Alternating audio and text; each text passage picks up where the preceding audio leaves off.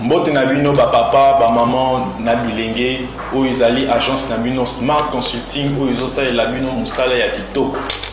Tozana ba bourse d'études pour na bana na bino oyo bakokende kotanga na étranger etc. yango ebimi papa maman milengela yaka na bureau pour na ko se renseigner pour na intérêt ya mwana na yo. Tozana bourse d'études pour na Tunisie, tozana bourse d'études pour na Chypre, pour na Biélorussie, na Ukraine. Pour na ba o nyonso bazana posa ya osala tourisme na Schengen, na Canada, na États-Unis, na Turquie, boya tozosala la bino assistance visa na $500 ya pamba. Ata yo mutu o za commerçant, ozana posa o kende ko somba biloko no na Turquie, na Chine. Vous avez posé au tour à Dubaï, il y a qu'un Smart Consulting, Musala, Yakitoko, nous avons toute une équipe de professionnels qui seront là pour vous assister.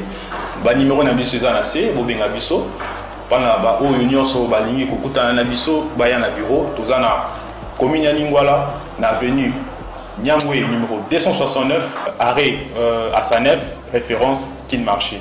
Bienvenue à tous. Smart Consulting, avec $500, on peut voyager partout dans le monde.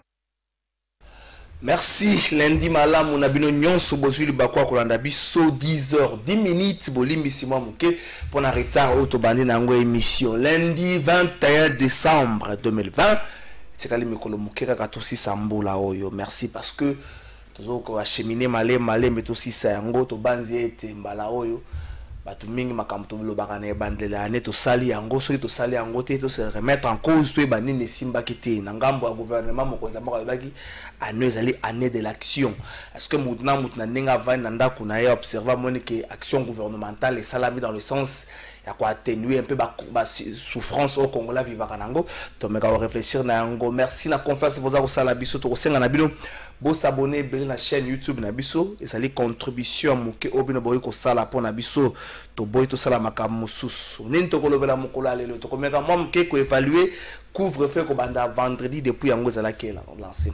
Est-ce que eza ko sala mana ndenge singili? Est-ce que population za ko obéir na décision wana? Est-ce que vous allez observer dans Nenga Malam pour que vous avez na Kinshasa, na République démocratique du Congo Mopimba? Mais ça n'a pas quoi mususu pe siga Covid-19 ezate na ba province mususu na ba contre mususu pourquoi pe bande quoi ne faut pas observer couvre-feu to menga obeta leso na ngope na mokolo ya lelo union sacrée to kolobelango uto mokonzi mboka no sa yango presque 2 semaines lelo union sacrée to mona suite mon côté makambo za ko ningana te.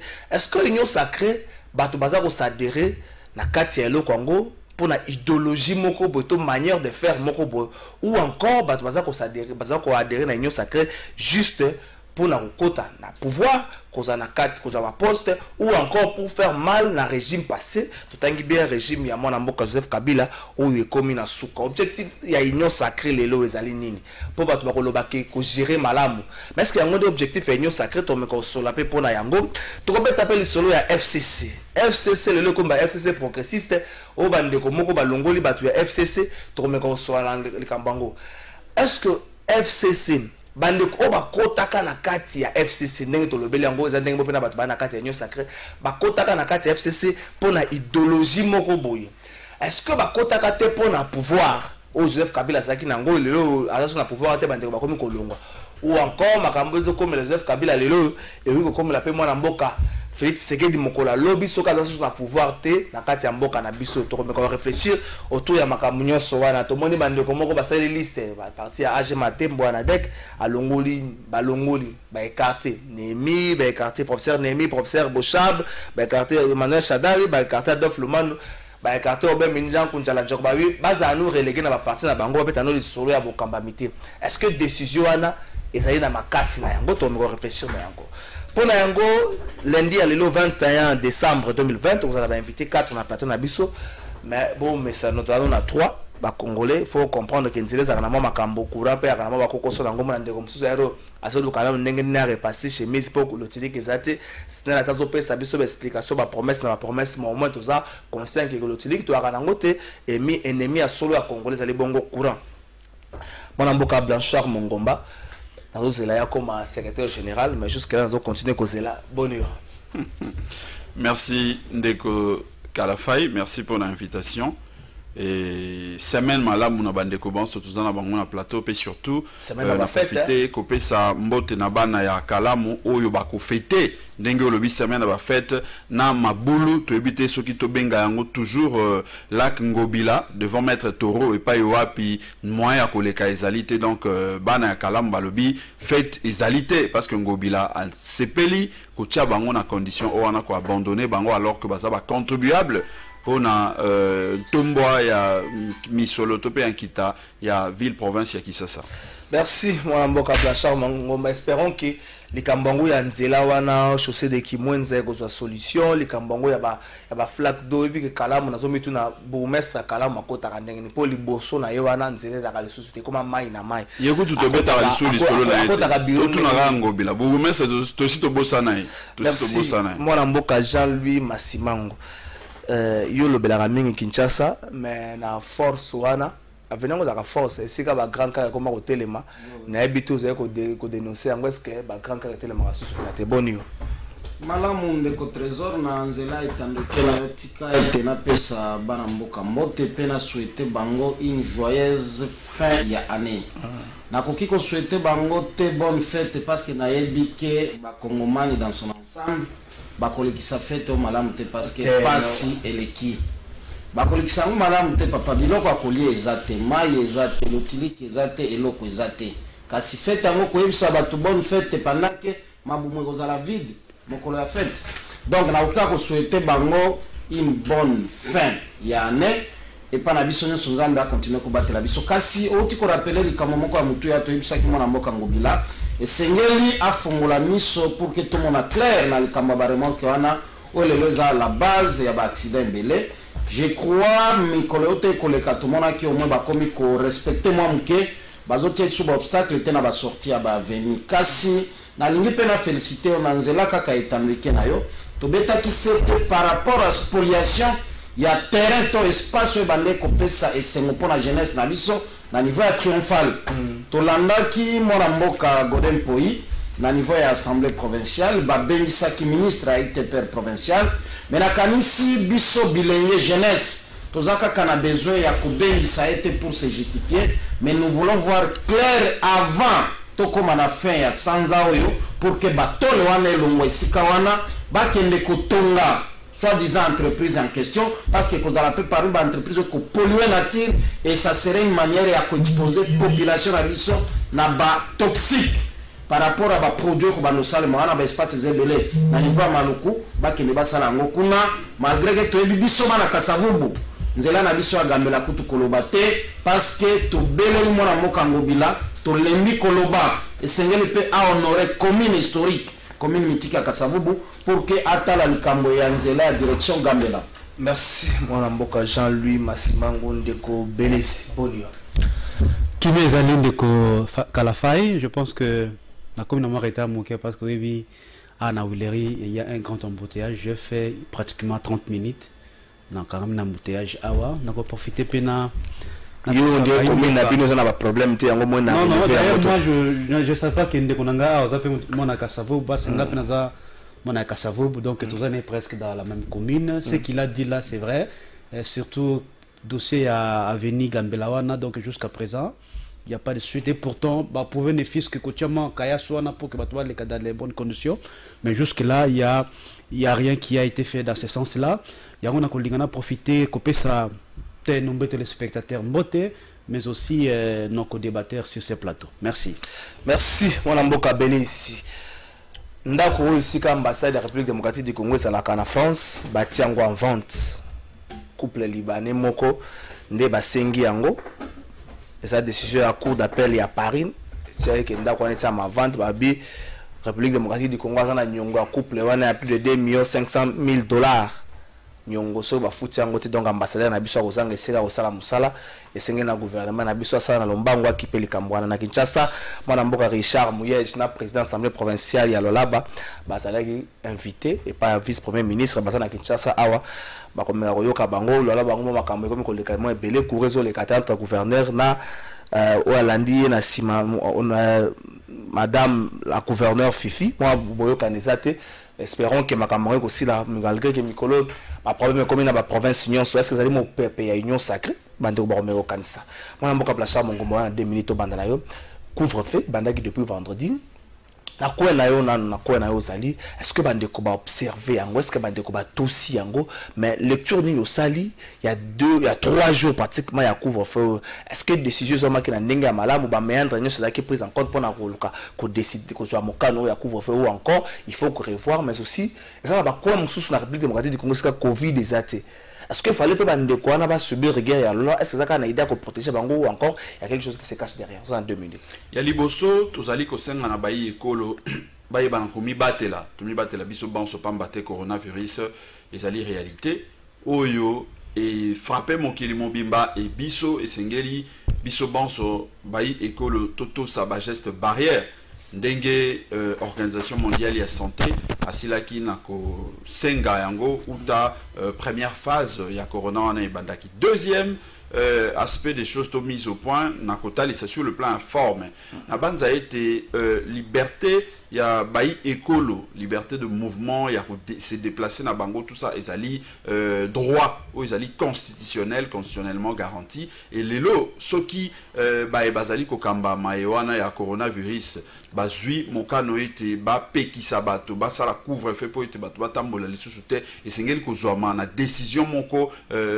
mbangu te esengeli ezala puisqu'ils a sur toute l'étendue à République esengeli et respecter ba norme ordonnance mobimba esengeli ezwama to pe ezala na nzela ya loi ou ekosala ete ebana ko kata bato confreindre droit ya bato na esika wana troisième mise au point tomoni babengi biso makambo ya couvre-feu yambo ete nakota na mambo ya couvre-feu nakotuna bandeko wana o bazali ko s'occuper na matali coronavirus première phase ici là kinde ko kala fai rapport kino na moya le peuple congolais azali kozela yeba bato boni bazwamaki na maladie wana est-ce que mais rapport journalier moko ezala kana secrétariat sikayo na rapport journalier wana bayebisa biso misolo o ba donateur ba partenaire ya République démocratique du Congo ba pesaki ekei wapi esalaki misala nini batali sabiso yango toyebi ete heureusement toyebisaka tata épiscope ngana belela tata épiscope na lobaki liboso ya mbongo mo Kristo azalaka te heureusement tata épiscope ayokaka asokola maboko alongwa atika mayola metala lelo ndenge balingai bakoyisa na kati na libulu bayibazana kino na moya lelo rapport na makambo ya misolo batika kopesa biso te mais nakota na mama ya motuna oyebi ete lelo yo bandeko bazali kokamba biso contre volonté na biso peuple batalisi solo ete baka na souci à peuple te baka na souci à peuple te pona nini parce que ndeko kalafai ya solo na bandaki awa na koyebisa bayi ekolo ete bami batela pamba te coronavirus ezali réalité mais ya couvre-feu o lelo totali na bozindo to comprendre ete motivation ezali coronavirus te yo tali yango na bozindo lo lenge ni suki sa natali yango na bozindo na comprendre solo ete makambo ya couvre-feu ezali makambo ya insécurité parce que mikolo yo nzembo ekomi belese moko oleki na wenze akapela kuna epai nanga ba webiso bakangaki moto ya liboma azali na misolo ebele mosusu akoloba kutu amonaki na mandoki okana limete bakangaki donc insécurité yango na koloba boy soki il est vrai que insécurité ezali na mboka gouvernant mosala na yo ezali ni mobeko likonze lobi bozali wana pona kobatela bayi ekolo na biloko mais soki komi kobombana na sima ya coronavirus olebo biso bo solo ete insécurité ezali pe ba mécanisme nini botia en place pour ete bo sécuriser biso na biloko na biso seki bozali ba incompétent bozali ba irresponsable esengeli bo sokola maboko botika bokambi malgré oyo illégitimité na rappeler que zali juriste donc makambo koloba mwana mboka belesi. Est-ce que na quoi na yo na Kasavubu bato ba observer na lolenge sengeli décision wana ya couvre-feu mais 21h bato so loba na tongo malade atambola kata banda ko tambola na pourquoi mais ils ont ba service oyo sur le plan économique ba travailler kaka na buto notamment ba boîte de nuit le balsafro batiki ba pharmacien ko font même bande ko wana ba ko subir sur le côté mais face à Covid au-delà eux ba subisa ki na tango ya confinement. Ndeko Kalafai na pesio merci beaucoup na question na yo. Je pense que avant de répondre à mutuna na yo, je me pose la question de savoir ce qui bakunzi oyo baza ko diriger biso ba réfléchir ça dans le sens tant que ba décision na bango côté la réalité n'est-ce pas, il y a terrain pour avoir ma décision dans Bango. Parce qu'en fait, ce que moi j'ai toujours fustigé, je refuse ce mimétisme-là, mon cher ami. Ceux qui balobi na poto kuna balobi confinement, awa pe na Congo balobi confinement. Ceux balobi couvre-feu na poto awa pe balobi couvre-feu. Moi je ne comprends pas. Et pourtant, du point de vue réalités économiques, nous ne sommes pas dans les mêmes réalités économiques. En France par exemple, soit dans les États-Unis, soit dans l'île, il avait fallu de Kokalafai que réfléchir quelles sont les solutions adaptées à la réalité de la malheureusement, ils ont pris en compte. Alors, décision. Est-ce que on a analysé vraiment cette question-là sérieusement? Parce que est-ce que véritablement la Boutou? Parce que ce qu'on a même pendant cette période, tout ça la période de pratiquement une période festive, période où il y a une forte circulation, peut-être c'est la période des raisons. Non,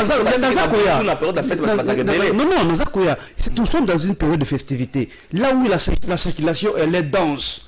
Vous comprenez?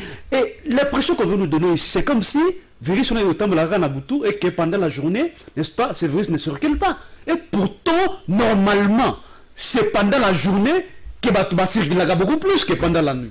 Mais la période festive, non, vous n'allez pas comparer journée pendant la journée pendant la nuit. Circulation passe mini pendant la journée que pendant la nuit. Bon, n'a pas ça bien concret. Il y a ça ngende konangai. Zona no batu oyo bakinde ba utaka changu. Il y a certaines personnes qui la faille. Oh, bah ça là, bah profiter pendant la fraîcheur, na tongo na 5h du matin, 4h du matin. Azo mettre makolo, azo avancer pour que vous transport par exemple na 17 mois X ou Y. Déjà si c'est pour là au handicapé bango parce que peut-être faute de transport, ah oui, jamais il est obligé de sortir un peu tard. Exact, tout ça toujours un peu tard. Et je suis sur la famille sur des moutons jusque là. Non, bah le but d'ici parce que il y a une histoire qu'il faut pas jouer à temps, il y a quoi analyser la réalité oyo pour pas aller traverser avant pas jouer décision, il y a genre à couvre-feu. La famille sur des moutons. Moutons qu'on cela n'est bien si avant l'heure. Mais à la place sur des moutons, on a évolué pratiquement 2h, 3h du temps. Donc, quand vous prenez écoutez la place sur des moutons. Vous comprenez, c'est-à-dire on n'a pas eu le temps de réfléchir sérieusement avant que je sois ma décision à couvre-feu. Parce que est-ce que les gens ont réfléchi dans le sens que nous, dans le sens que nous, tu connais confinement, tu connais citer bar awa, tu connais citer boîte de nuit, certaines activités où ils fonctionnent à Kanaboutou.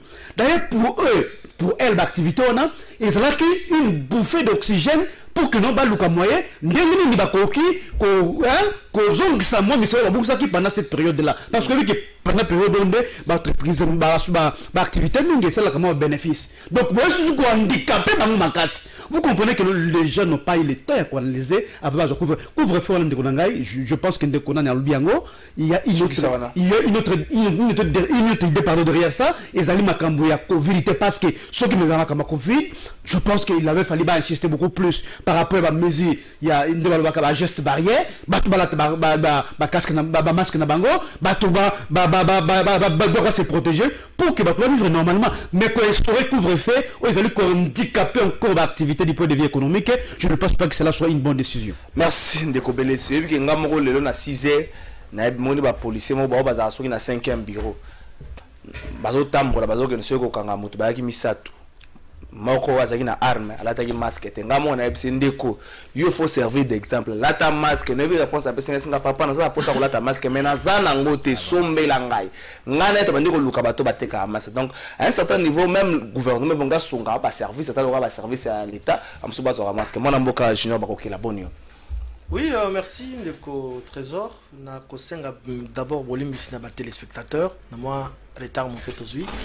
Et yobika ba embouteillage tout ça la période festive pendant comment tout ça na 5 moments bolimbisi to kota malamu alikamba couvre-feu na quoi na yo est-ce que mesures ezaki observer na ndenge tiamaki mais est-ce que les kanisi oyo ezwami na kotalaka ba contour nyonso oza ko entourer mboka na c'est vrai maladie ezali mais bandeko bakufa na maladie te mais beaucoup va peine en zalate mais bato musu pe ba lobby musala moko ta la kana 21h mais to le rappeler avec ba boîte de nuit ba biloko belé pe sala ba terrasse monsieur Mathieu lecture no ezani. Bien, merci Ndeko Trésor. Mais avant cela, nakoka moi qui ndeko nangai en face que débatteur Ndeko Belesi. Pour répondre à ma question, il faut sentir que ça toka, ça bunda, tout ça. Moi, je comprends que Baza est ennemi à peuple. FCC.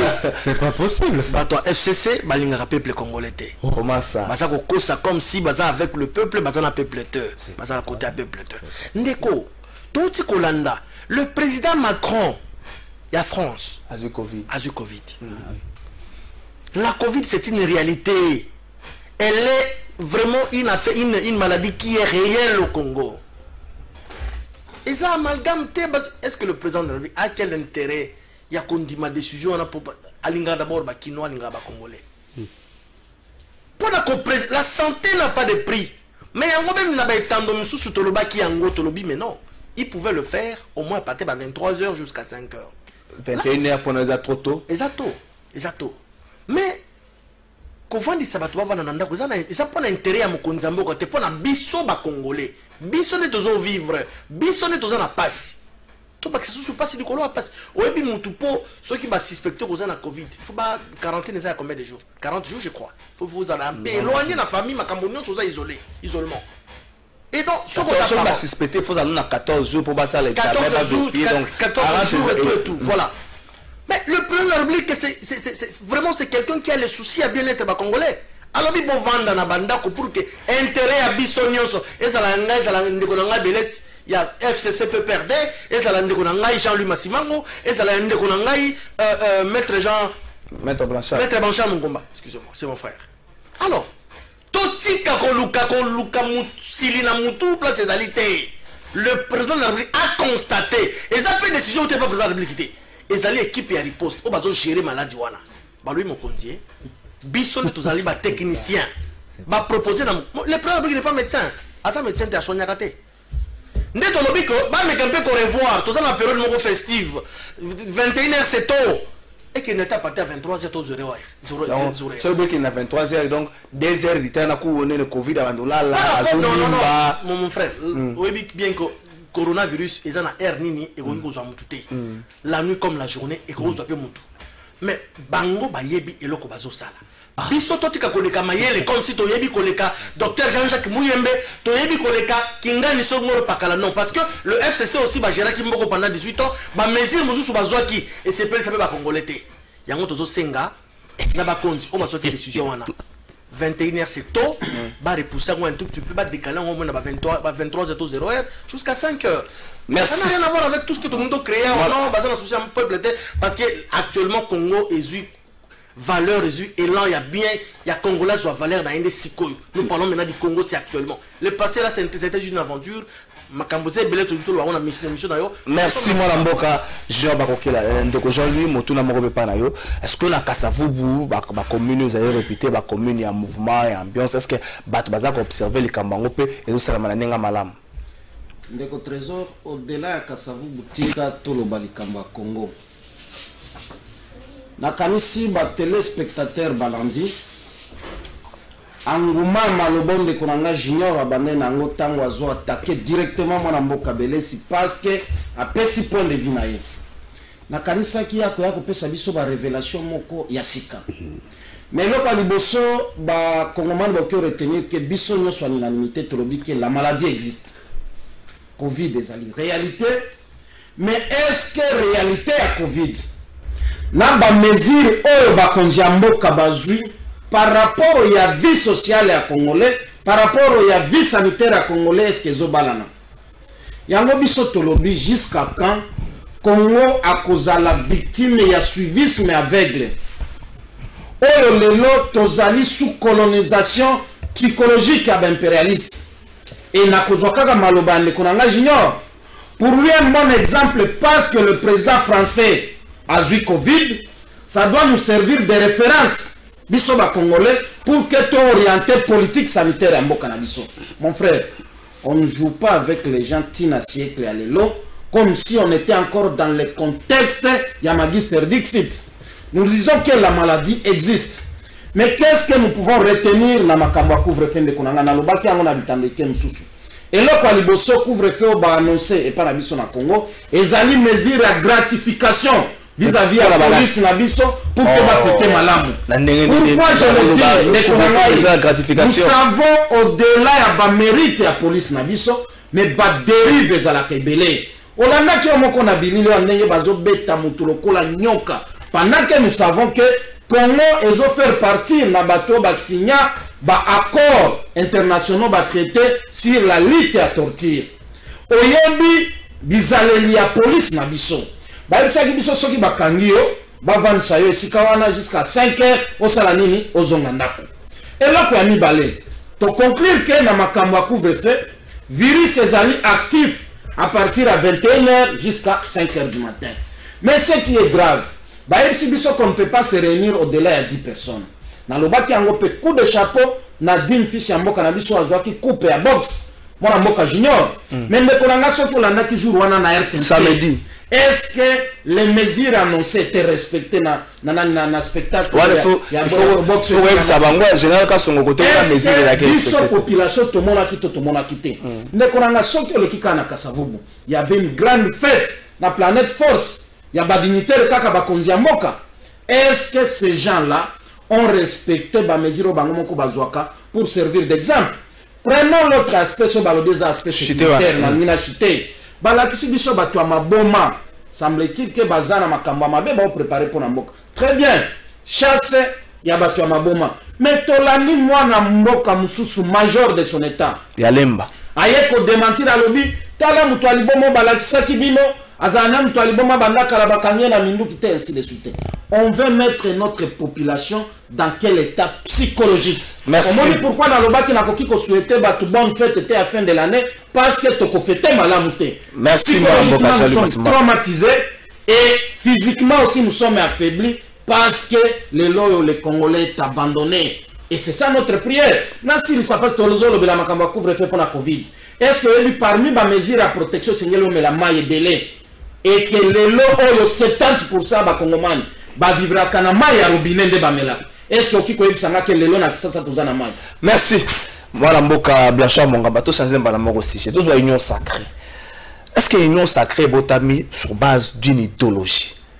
Est-ce que l'union sacrée est botami pour mon konzamboka monangi ki exercice oyo ya kokamba mboka longo na FCC eza moi passe et sengazo majorité na yemoko asala makambo na ndenge na ye vision na ye ou encore union sacrée botami parce qu'il fallait faire mal na bateau ba composa qui régime passé pour la bango que biso peut to suivre bokonzi ndeko Blanchard Mongomboza à 3 minutes ndeko Blanchard à 3 minutes Blanchard à 3 minutes ndeko Trésor Kalafai union sucrée union salée ezali conglomérat topé cop moko o ebotami tolandi ba député ndenge balobi moto na moto esengeli ndenge balobaka motambo ekangi nzoko moto na moto azokenda katete nyo yayi peuple congolais akoki kozela issu to akoki kozela lueur par rapport à souffrance na été esika oyo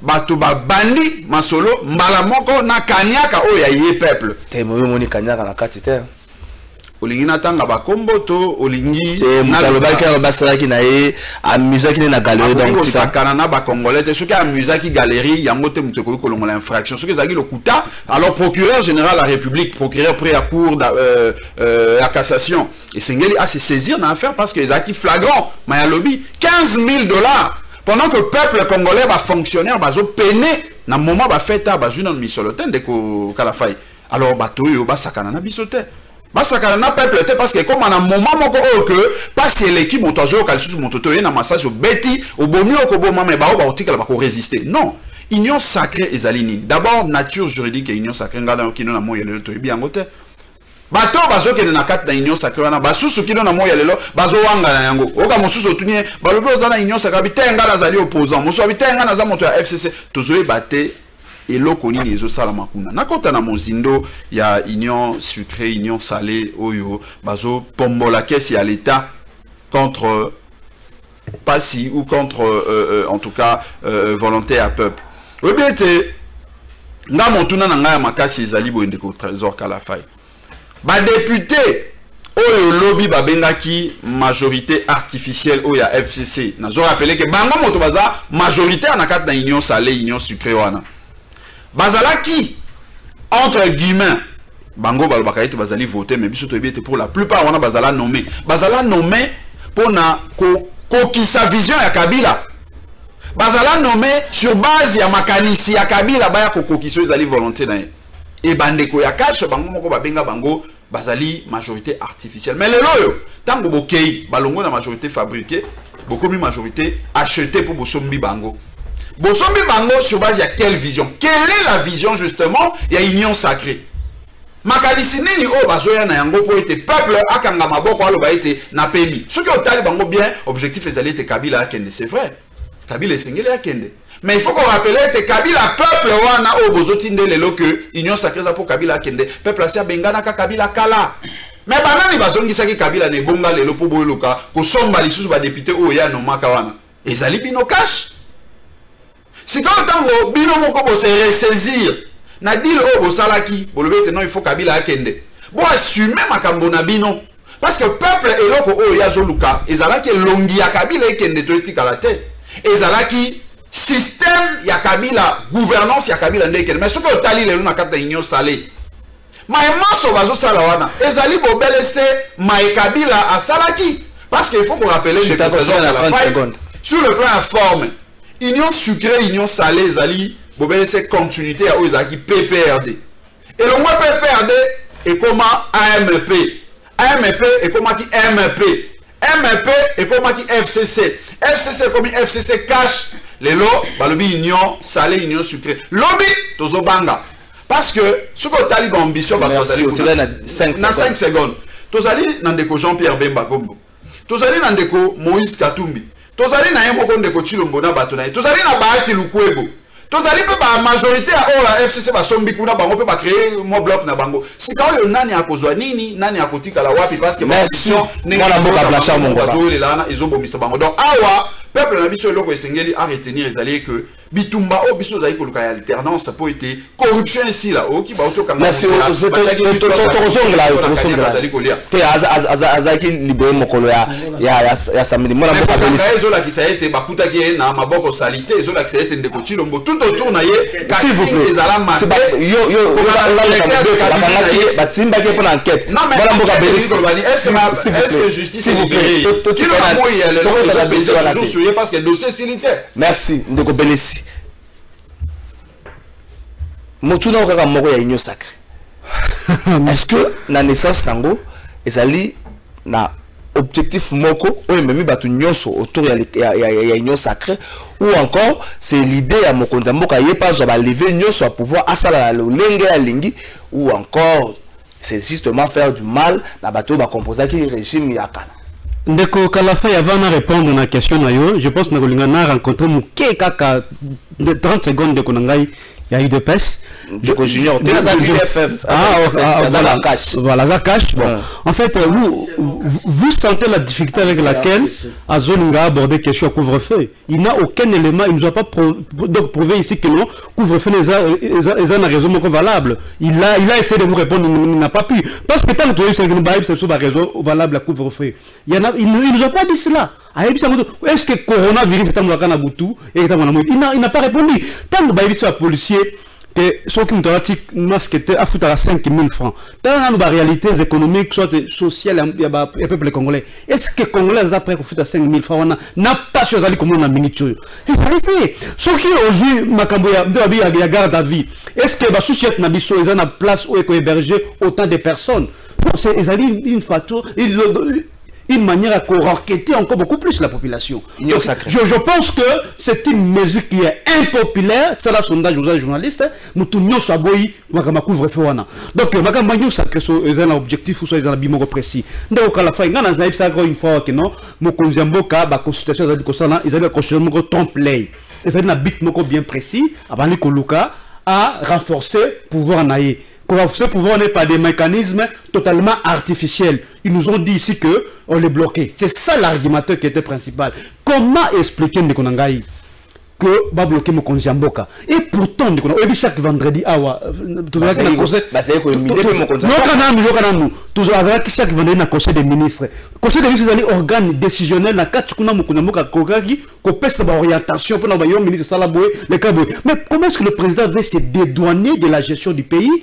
Pour que non, l'échec c'est les autres, lui il ne met pour rien. Donc les années, il ne faut pas tout encourager. S'il y a échec, il faut que tout endosser parce que je ne vois pas. Je ne vois pas là où ils sont, ils nous ont démontré que le programme est 100 jours. Ils ont failli totalement. Il y a un droit qui, par quel mécanisme, s'est racheté pour que diaboliser, c'est totalement irréfléchi et totalement faux. Union sacrée. Je pense que quel serait le soubassement juridique qu'il y a Union sacrée? Ezalité et l'oyo pour Nangaï. Et que vous avez une opportunité, mon côté, que vous avez une valeur, mon côté du point de vue juridique. Parce que Batou va s'en aller, il sait quelle base. Est-ce qu'il y a un programme? D'abord, dans la coupe de il y avait un programme. Mais ça, c'est quel programme? C'est quelle vision? C'est quelle objectivité? C'est quel objet? Égalité. Donc, sur base des intérêts personnels. Mais on a dit Batouana, Union sacrée naïwana, a condamné parmi eux, crocodile, très très féroce. Parce que, oui, il va nager dans les eaux, bien imbibé des crocodiles. Parce que, pas pour des raisons, il y a intérêt du peuple, mais pour intérêt personnel. D'autant plus que ceux qui ils ont trahi le président Joseph Kabila. Poste de responsabilité sur le trahi de Joseph Kabila. Je ne vois pas comment est-ce que ces gens-là seront moraux dans le sens où ils travailler pour l'intérêt de la population. C'est un conglomérat d'opportunistes et que non, peuple congolais, parce qu'on peut tout dire. C'est vrai, du point de vue politique. Du point de vue politique, Mourouzamboka nous a infligé des coups politiques et que nous avons accepté sportivement. Mais il est rattrapé Néo Kalafay sur des réalités économiques et sociales. Parce que le problème des Awana, peuple traverser des difficultés énormes. La misère gagne du terrain, la pauvreté gagne du terrain. C'est ça le vrai problème de Gonangaï. On mata, on kita, mais peuple zali na ne bazali ko pas palper réalité, il y a je suis il y a Félix Tshisekedi. Na zongela ndeko junior bakokela. Est-ce que le monde de lobby Mokonzambo azali rattraper dans les cambo ya union sacrée ayebite nzela nini aleka na sima ya annonce wana ayebite nzela nini aloka gouvernement FCC cash eza kokoba se kokoba zo continuer comme ça musalango. Est-ce que le union sacrée botami na idéal moko boy to ko le babongo? Merci Trésor la seki muke. Ça ne connaît pas l'opposition déjà kokota na opposition. Mais je serais très à l'aise. Je serais très à l'aise de venir de l'opposition. Calamine TP perdre l'opposition. En fait, je n'ai jamais été du cash, moi encore de l'UDPS. Je suis de l'AFDC allié. Nous avons notre parti politique dont je suis le secrétaire général. Union fait la force. C'est une précision de taille. Jean-Louis Massimangu, au moins, image de cas qui na réseaux sociaux que les policiers ont torturé. Et ça, il y a Congo. Et ça, l'image est absurde. Tant on a français, on est allé à l'Ouest africain. Ce n'est pas ici au Congo. Par modestie, s'il te plaît, Zagi a soyalité, Zagi a français. C'est que moi j'ai Zagi a français. Par modestie, tous à la vérité, Totika Kokosa Congolais. Naïbi qui mouvement dans MJK, ils allaient pro FCC, Derez Mémoire. Ah, Derez Mémoire. Oui. Pour ça, là, union sacrée. Na otu kola ndeko na ngai nazo ramasser moi biloko mike mike na otu kola ndeko na ngai maître Blanchard mon estimé confrère alobi union sacrée ça lebi pona ko pombola caisse à l'état donc ko vider ba caisse à l'état pendant que Touti Koyoka un gouverneur célèbre star na Congo au papa social ceci cela or atiaka maboko na ye na mbongo à l'état Richard Bouyej Bongez Mons jusque là vice-gouverneur oh basala kanaye musala alobi yango clairement alors s'il te plaît tikanga anticiper na loba tikanga ina loba s'il vous plaît moi je te laisse parler tranquillement s'il vous plaît OK pour ça là madame Fifi Masuka na beteli maboko alobi basala ba créer 20 comptes parmi les 20 wana compte moko kakane et ça la misala la province 19 wana kenda wapi to pesi longonya na ministre intérieur on a rappelé en urgence avec toute affaire cessante gouverneur Nazaliawa commission d'enquête parlementaire et bandi le lona loi les têtes vont et ça à 4 jours OK pour ça Union sacrée d'abord objectif union sacrée d'abord même si ils ont mis en place ils ont souhaité à chef de l'état ils sont partis non laisse-moi parler Boulou au confisquer pouvoir il y a l'état dans la FCC Zalaki et les comment qui ont outrance mon konzambo kalba qui a un discours na yalobi j'ai même toléré l'humiliation mon konzambo ga sala boy bango ba kay de ba kay à gauche bango ba kay à droite pour l'intérêt à préserver accord à FCC cash andima qui a so ba humiliation na ya liboso un ancien ministre ou a trahisana ni Olivier Kamitatu a finga chef de l'état de l'inconscient au parlement sur l'état Betiango Kara madame Mabunda Lioko a kena ko répliquer na chef de l'état sa discours na étranger mon konzambo kamoni trop c'est trop ba juge constitutionnel va prêter serment sabotage mais non mutoza mutu et au-delà de ça va confisquer du pouvoir balobi na gestion en quinquennat oyo kaka FCC cash ba ke ko sinise bango mikanda donc biso yo toza ngamba to ko gérer mboka te kaka bango FCC cash union sacrée zonga objectif yango mokonza mboka aye ko fanda lobi non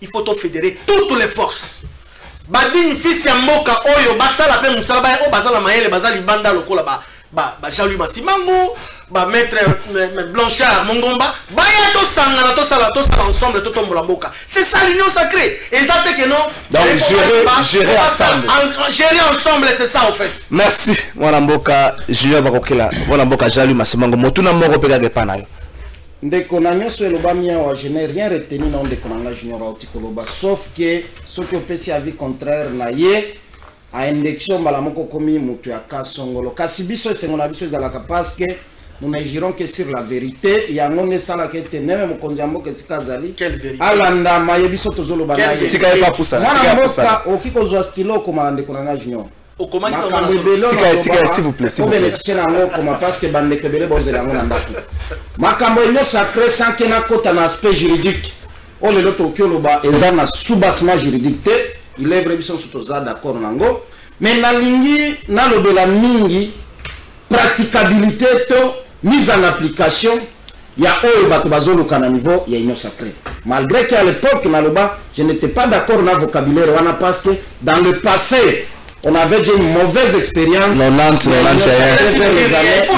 l'essentiel est-ce que le président de la République va s'en sortir na batu nyoso baye vers parce que le Congo est en train de traverser tunami moko ya révolution ya nouvelle génération comment il va gérer les ambitions ya bakasik est-ce que yebi na moko ba mobutiste nyoso akala pendant 18 ans Kabila sont devenus des kabilistes plus que Kabila et maintenant 2 ans après prise en mandat président Félix Tshisekedi biso moto sepela une alternance bakabiliste nyoso akala balingi bakoma pe plus tshisekediste que yemoko Tshisekedi et c'est ça le danger est-ce que le oyo union sacrée ezali esiko bazoke mekolongola bosoto ba oporde obisoto yebi les gens qui ont contribué pour la destruction du pays mekolonga junior esengeli se présenter valablement que ozali allié à FDC toyebi parcours na passé à FDC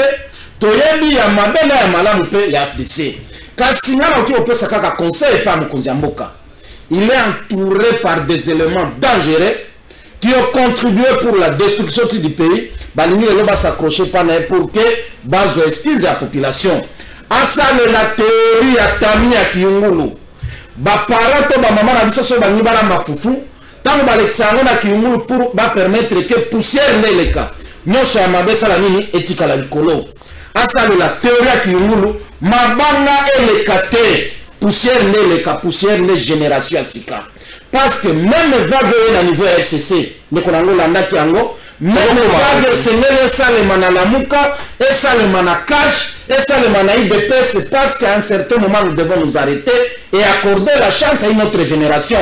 Et je crois que Mokonzi Mboka doit évaluer bien bateau baye auprès na ye ba promouvoir génération mususu, parce que nous risquons de tourner en rond. Ce sont les mêmes personnes qui ont insulté, qui ont injuré hier.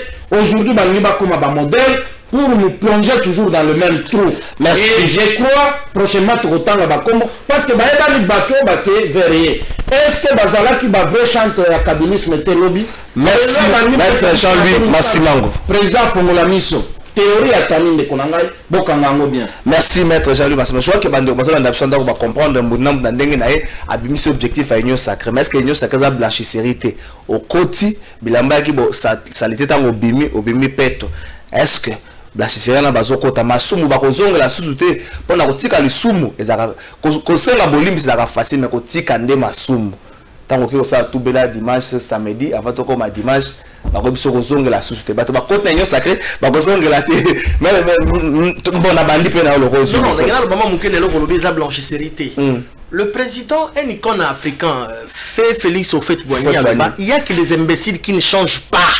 Maréchal Mobutu Alobi, soki moto yaki na masumu ako exorciser ya loba eloko wana. Merci. Merci exorcisme na maréchal les ala raté pour la malamu, les ala raté pour la malamu pour ba so tango ko gérer na komba maréchal ko gérer na komba mboka te wana. To yeba ki ande malamu ko pour la malamu te. To ça débat autour de cette mona mboka blessé de Baolabiko. FCC na wana na usuka na mona mboka Belisi. Est-ce que le loyo FCC azo souffrir problème ya idéologie te batu nyoso ba komi ko kende mais ngina rapena ko lobangwa makambo Joseph Kabila zo mona lo ya ba départ Félix Tshisekedi ko mona ngolo bi tango sisa bo considérer Union Sacrée lelo FCC comme na FCC ba progressiste o FCC biso bangandise o FCC biso to boîte la kanyoso. Est-ce que ba parti politique na bino to ça FCC par exemple bo s'inscrire na idéologie ou encore bon s'inscrire à l'euro ezali Adolphe Mbusi dans mon conseil because biso to keneka Adolphe Mbusi de jour ozala te to abeli exemple à Palou to biso to bini ngine souke lelo Palou lelo on sait pas dire Palou à la Mozart. Est-ce que FCC l'idéologie à Kabila et Vanda pour tout le monde à makambo tout le monde à lelo boita ndeko trésor qu'à la faille d'abord idéologie à Kabila idéologie à Kabila et Zali. Tout le monde a souffert un nationalisme. Et là, on a une bande dans l'introduction, la bande a été bandée, que c'est une bande notée en Malawi. Le Congo, tout ça a des faux mots. Ce que Tali en 1885, tango bakei kozo accord ya Berlin. Moka noana accord wana ezali na moyi ekolo mo côté atikalaka koyeba yango. Les lois aussi to comment moi koyeba yango moke ezali na mzela été lo ya kelasi tout ça de to comment koluka ko découvrir ezali mais ou tabazwaka yango batambusa mboka congolais mo côté ayebaka yango pourtant ils ont maka pona ba congolais tolongo wana tokei na accord ya l'Émirat nous ayawa dictature tout ba ke bazwa accord ya l'Émirat kino na mo ya lelo moto ayebaka ba clause nyon surtout na kati kunate lelo mikolo minute ko lekawa accord ya kingakati FCC cash toyebaka yango te lelo yo tomoni Union Sacrée botami tozoyeba te baso na biso susu kaka na même esprit wana olobi mambo ya FCC ezali na kasik moko na kutanga ekombote alobi bango PPRD parce que FCC zali continuité à PPRD abi babotamaka pour na ko gérer situation en marmite elingi ko lobanini ezali bato bami kuti na pouvoir ndenge bami yelela wana pe ba créer situation moko po ba gérer misolo nzungu ya peuple ya bango te ya peuple. C'est comme ça que les lots ceux qui au Tali ezali même logique tout le monde a une union sacrée même logique tout le monde a un goda FCC yanga na lobaka qui s'assemble se ressemble yango mon lelo bandeko oyo ndeko chilombo azo kende na ba même tar ba même mbeba il y a pas eu d'idéologie na FCC mais idéologie à FCC zalini parce que ceux qui au Tali na une na kat na FCC to kutaki ba libéraux na kat tokutaki ba socio-démocrate tokutaki bato nyonso ba idéologie nyonso sangana na kati et suka na yango omonaki ko zwa misolo ya l'état ko violer ba droit de l'homme ko corrompre violer la souveraineté à peuple. Mais nalingi na souka pona ko beloko ya motuya. Peuple congolais, lelo yo parce que même na zolanda bande konanga FCC awa bazolinga komibi misape lokola ba centre. Non.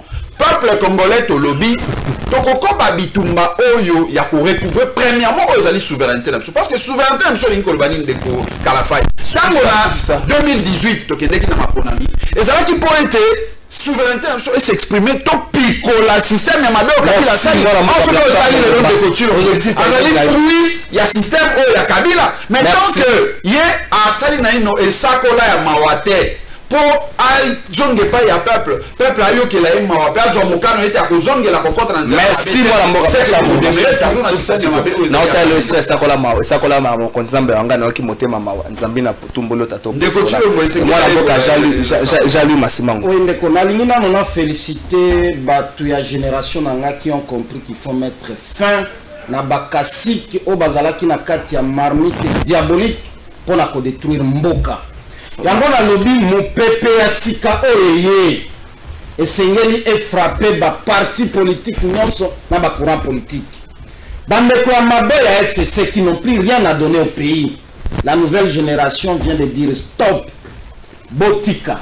Même chose na bandeko na biso ya union sacrée, nous sommes pour gouvernement na Sikekoya mais nous dirons stop na bakasike pe ya mabe diabolique o balingi bakende kozwa bateme ya kozala basantu epemeni ya mokonzi ya mboka esengeli pe toyebisa bango stop et que génération na biso oyo ekoki komilatisa nzoto ya civisme patriotique ezwa pe de l'avant pour que mboka na biso ekende liboso mais bandeko bobosana te na yebisi mokonzi ya mboka asalela théorie ya marmite parce que bauti etasa biso théorie ya tami bauti okosa biso pe aro le 31 bazo inauguré baso de moto eloko eza le kuta bakosa biso bakosa biso semaine prochaine limite ke eloko wana ekosalema. Merci mwana mboka Junior Baroke la sukisa FCC lecture de osalango aske za mpe pasika bozo banga te ke makambo Joseph Kabila zomona parce que nous ce le Joseph Kabila pandikimia lobi Félix Tshisekedi ya komona yango peut être ngolonga est-ce que nous sacré ya kokende nango yepe comme eloko na ye.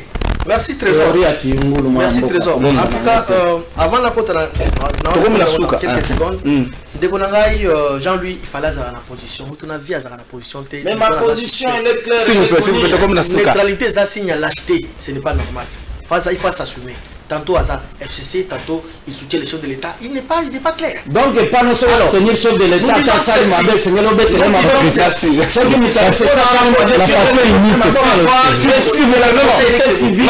Je défends la cause du peuple. Merci. Nous sommes des Africains.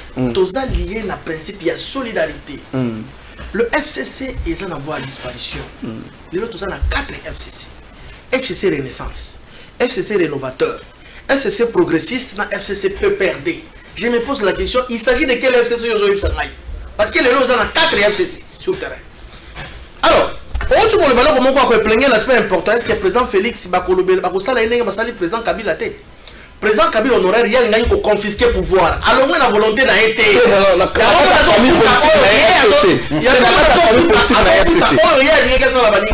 Mais président Félix Tshisekedi, le président Félix Tshisekedi a la bonne volonté. Il va laisser le pouvoir calmement. Sans prolongation il y a une année, 2 ans, non.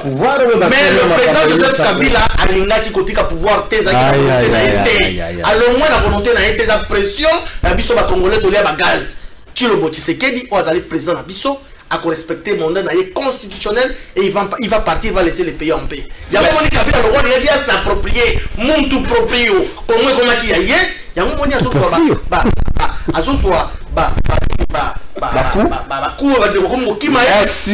FCC comme le 5 il est grand temps baya ba ko exorciser bango baya na côté la vérité côté peuple qui est l'union sacrée. C'est tout. Merci. Il faut au moins Magambo le bateau. Bon, les paroles ne s'envolent plus. Et comment on dit qu'elle a depuis Magambo. Mais est-ce que na souka l'union sacrée mon cousin mort au Kenango tu as. C'est une saveur que le bateau sous il y a ça que vous avez non non c'est défend merci moi la moi quinquennat à ce moment la prochaine mandat on va évoluer s'il vous plaît moi la moka belé si ça monte c'est ce qui ça va merci ndeko Kalafa je pense que va répondre mutuna na kolingana na remerciement le comme kautu kolobawa dans la zone de makambo ya gouverneur Mouyej na Richard Mouyej je pense que Richard il est parmi le meilleur gouverneur autour de Kachamboko parce que la province cette province là c'est une province pilote modèle. Il ne faut pas qu'on se voit la face. Le mal, c'est quoi? C'est que le fait seulement il était parti accueillir, n'est-ce pas, les sénateurs avec Joseph Kabila. Il y a un coloqué un problème. C'est dans la vérité, mon cher ami. Lorsqu'il parle de l'élimination du président public, mon cher ami, il prétend être juriste, mon cher ami. Non, il ne prétend pas, il est juriste. Le président s'est distingué de la violation, n'est-ce pas, permanente de la Constitution. Vous allez dire que non, le président, les juges sont nommés de manière inconstitutionnelle. Est-ce que lui, il n'est pas sur cela? Mais il fallait le démontrer. Mais allez l'article 158 de la Constitution. Alors, allez l'article 158 de la Constitution. On vous montrera comment est-ce que la justice va renouveler. Et lorsque le président viole ça, on dit que non, on l'a humilié parce que madame la présidente Mabou n'était pas partie assister dans la prestation de la juge. Et pourtant, la Constitution, un nom qui est manifestement illégal, on ne peut pas l'exécuter. C'est ça la Constitution, mon cher ami. FCC, mon cher ami, FCC reste indivisible. Vous comprenez? Bon, les progressistes. Vous savez que non, c'est vrai qu'il y a des petits problèmes de divergence dans la FCC. Je ne suis pas ici en train de dire ici que tout va de la plus belle des manières à FCC, mais nous allons régler nos divergences du point de vue interne. Ce n'est pas ici le lieu de venir faire le bilan du FCC. Je pense que nos amis qui ont fait des déclarations déjà, nous allons les interpeller pour que intégrer FCC, ils allaient indivisible, mon cher ami Kalafa. Merci, mon Mboka Benessi, merci Jean-Louis Massimongo, merci Junior Bakokela, merci Blanchard Mongo. Malangala, Sabino Makambande, Bakomiso, ça débat na bagériste, comme les rebelles sur l'exibina, et c'est les bateaux à Banamsus. Nous espérons que nous sommes le bon Congo de gagner et que nous avons un camp politique morotende kolonga. Est-ce que Nika président de la République, Nika sénateur à vie, Nika bande kwa la moka. Mais ce que Congo de gagner dans son ensemble, Tozamboka moko elengi. Soki courage sur mongula na biso te ma ezo bimaka na ndenge tolingi, toza kotambola malamu, toza kolia malamu. Bisola malamu pona Congo kimia na kati ya mbota bele tokutani moko la lobi. Merci. Mbote na bino ba papa ba maman na bilenge o izali agence na bino Smart Consulting o izosa la bino musala ya kitoko. Toza na ba bourse d'études pour na bana na bino oyo bakokende kotanga na étranger etc. yango ebimi papa maman milengela yaka na bureau pour na ko se renseigner pour na intérêt ya mwana na yo. Toza na bourse d'études pour na Tunisie, toza na bourse d'études pour na Chypre, pour na Biélorussie, na Ukraine.